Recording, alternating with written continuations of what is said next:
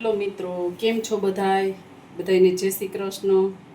તો અત્યારે અધિક માસ ચાલે છે, તો અધિક માસ માટે ફરાળમાં તમારે શું ખાવું શું ન ખાવું, બટેટાની સૂકી ભાજી બધું ખાઈ ખાઈને કંટાળી ગયા હોય, તો આજે આપણે બનાવશું ફરાળી ઢોકળા, ખાટા ઢોકળા. તો અત્યારે મેં અહીંયા પોણી વાટકી જેટલો મોરૈયો લીધો છે. મોરૈયો એટલે કે સાંબો કહેવાય, અને ચોથો ભાગ થાય વાટકીનો એટલા મેં સાબુદાણા લીધા છે. હવે આને આપણે બધું મિક્સર જારમાં લઈ મિક્સ કરી અને આને ક્રશ કરી, એક વાટકી થાય છે.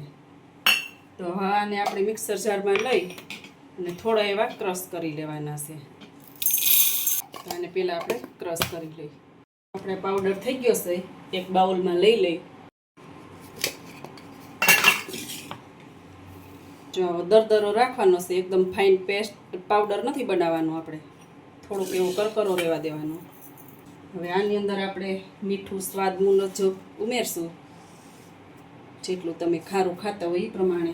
6 ચમચી મોડું છે દહીં, એટલે 5-6 ચમચી ઉમેરવાનું. જો ખાટું હોય તો 3 ચમચી ઉમેરો તે હાલે. મેં અત્યારે 6 ચમચી દહીં ઉમેર્યું છે. આમાં જરૂર પડે એટલું આપણે પાણી ઉમેરતા જાઉં.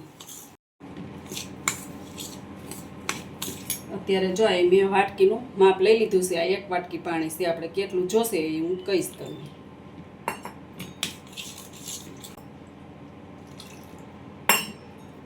જે આપણે સેજ કરકરો લોટ છે એટલે થોડોક પાણીનો ભાગ ચૂસી લઈએ.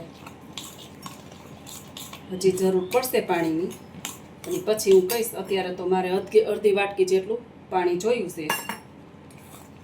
હવે આને આપણે 10 મિનિટ જેવું ઢાંકીને રેસ્ટ લેવા દઈએ, તો આપણે ચટણી પણ બનીને તૈયાર છે. જો આપણે 10 મિનિટ પછી રેસ્ટ લેવાઈ ગયો છે, તો એને આપણે પાછું થોડું એવું પાણી જોશે તો પાછું ઉમેરી દઉં થોડું. હવે એની અંદર આપણે મીડિયમ સાઇઝના 2 તીખા મરચાં લીધા હતા. આદું હોય તો તમે આદું પણ ઉમેરી શકો, અત્યારે મારી પાસે નથી. થોડાક લીલા ધાણા, બધું મિક્સ કરી હજી આપણે થોડું એવું પાણી ઉમેરી. ટોટલ આપણે 1 વાટકી પાણી અને 6 ચમચી દહીંનો યુઝ કર્યો છે પાણીની અંદર, અને 1 વાટકી આપણે મોરૈયો અને સાબુદાણા હતા. વાટકી સાબુદાણાના પાવડર સામે તમારે 1 વાટકી પાણી અને 6 ચમચી દહીંની જરૂર પડશે. આ પરફેક્ટ એનું માપ છે. આપણા ઢોકળા પોચા અને જાળીદાર બને એના માટે મેં આ મીઠા સોડા એટલે કે બેકિંગ સોડા લીધા છે. એ પણ આની અંદર હું ઉમેરી દઈશ. આપણે ખાટું દહીં હતું એટલે અંદર લીંબુની કે કોઈ પણ આપણે જરૂર નથી. અને મારે અત્યારે પાણી ઓલરેડી ઉકળી ગયું છે, અને થાળીમાં મેં પણ તેલ લગાવી અને રાખી દીધી છે. જો ઉપવાસમાં તમે તેલ ન ખાતા હોય તો ઘીવારી કરવાની. અમે તેલ ખાઈ છીએ એટલે મેં તેલવારી કરી છે.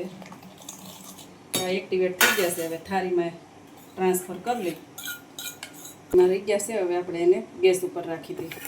પાણી મેં પહેલેથી જ ઉકળવા રાખી દીધું હતું.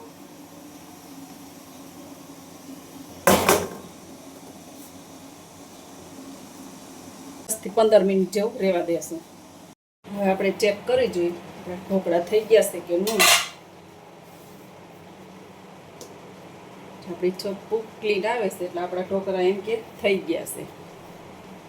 જો આપણા ઢોકળા બનીને તૈયાર થઈ ગયા છે.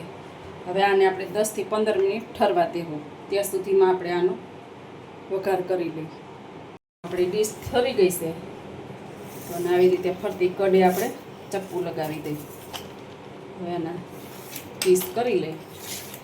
જો ઠરી જાય ને પછી જ આને પીસ કરવાના અને કાઢવાના. નકર આ ચીપકી જાય ને તો ઉખડશે નહીં આ ખરખું.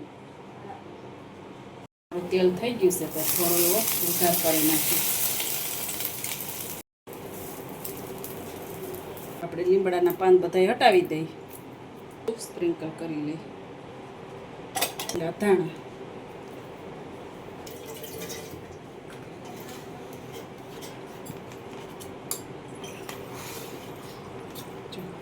આવી રીતે આખા પીસ નીકળશે. ઠરી જાય ને પછી લઈને એટલે.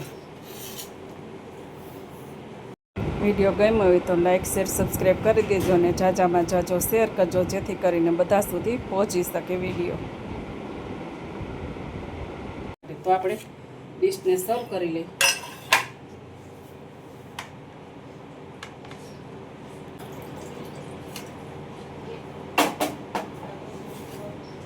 ડીશ આપણી તૈયાર છે. હાલો બધાય ફરાળ કરવા માટે. ફરી મળીએ પાછે કાલના નવા વિડીયો સાથે. ત્યાં સુધી બધાને જય શ્રી કૃષ્ણ.